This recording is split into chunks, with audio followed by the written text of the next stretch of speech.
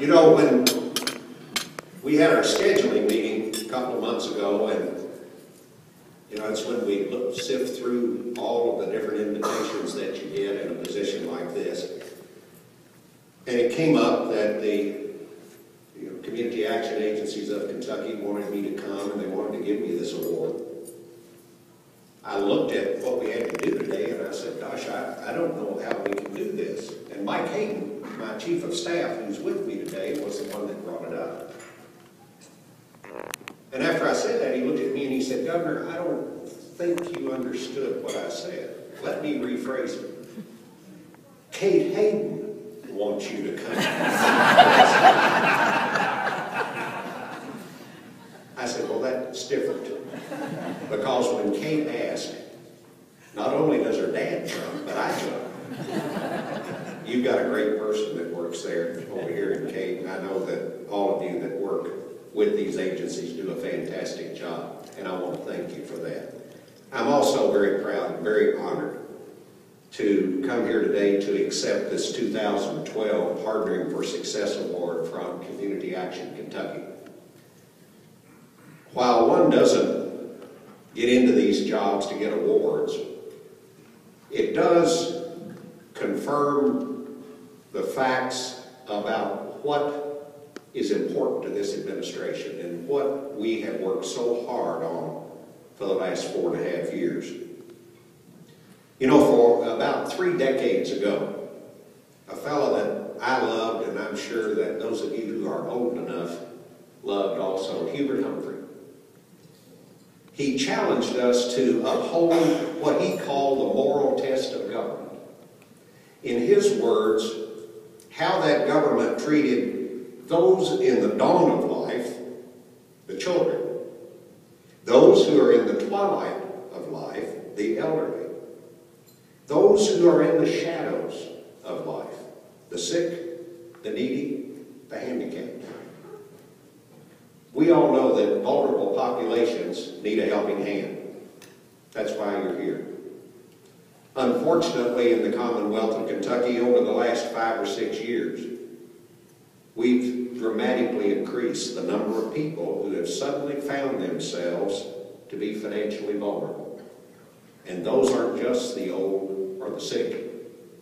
This global economic recession and its aftermath were crushing blows that cost tens of thousands of Kentuckians their jobs, their health care, and their ability to put food on the table. And it didn't help that during that same period, Kentucky suffered an unprecedented series of natural disasters: flooding, tornadoes, snowstorms, crippling ice. Those destroyed countless homes, killed and injured many Kentuckians, and literally wiped some communities off the map. In these dark times, families who had been living in relative stability and security suddenly felt fear about the future. This administration has had 2 goals during this period. One was a short-term goal, and is a short-term goal, and that is to provide our families the temporary help they need to get through this, to come out on the other side. And I'm happy to say that while we're not quite there yet, at least we're back on the way up, and we're coming out of this economic recession. And more people every day are able to get their feet back under them and get jobs back and start supporting their families again. We also had a long-term goal, and that was to address the underlying causes of our vulnerability and to lay the foundations for some transformational change in our state. In other words, to address not only the symptoms and the impact of poverty, but try to find some ways to better our situation long term. That's why, in addition to the safety net types of things that we have been doing, our focus has been on some systematic things.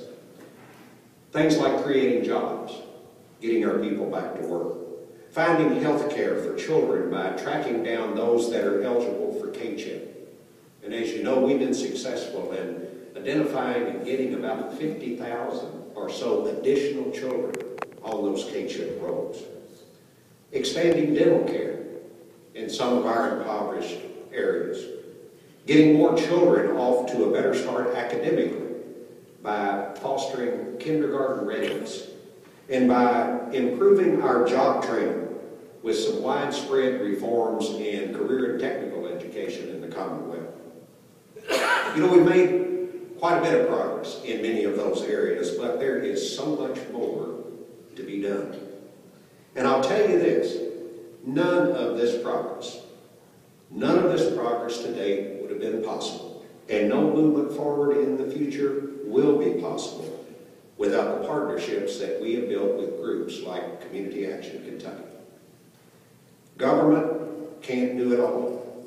We all know that. But the success that we can have, we have learned requires collaboration and it requires teamwork. With sites in every one of Kentucky's 120 counties, Kentucky's 23 community action agencies provide a powerful network of advocacy, of education, and of service. And as the name implies, this is an agency that is about action, and it centers on the community.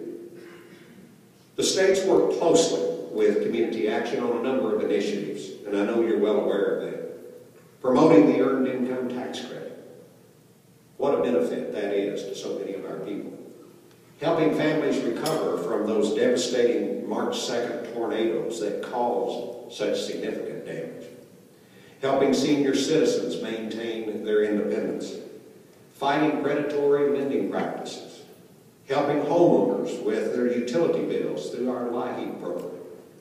And using federal stimulus money to weatherize some 8,000 homes across the Commonwealth. Now, I know that the end of the stimulus funding is causing a lot of concern about the continuing good work of weatherization. I'm just as concerned about it as you are. I know that there have been some preliminary discussions about whether money can be shifted around from some other programs. We don't have all those answers yet, but I want you to know that we're well aware of that problem, and I am also well aware of the importance of that program. And rest assured, we're going to find ways to continue to partner with your groups in this mission so that Kentuckians can have even more success in that area.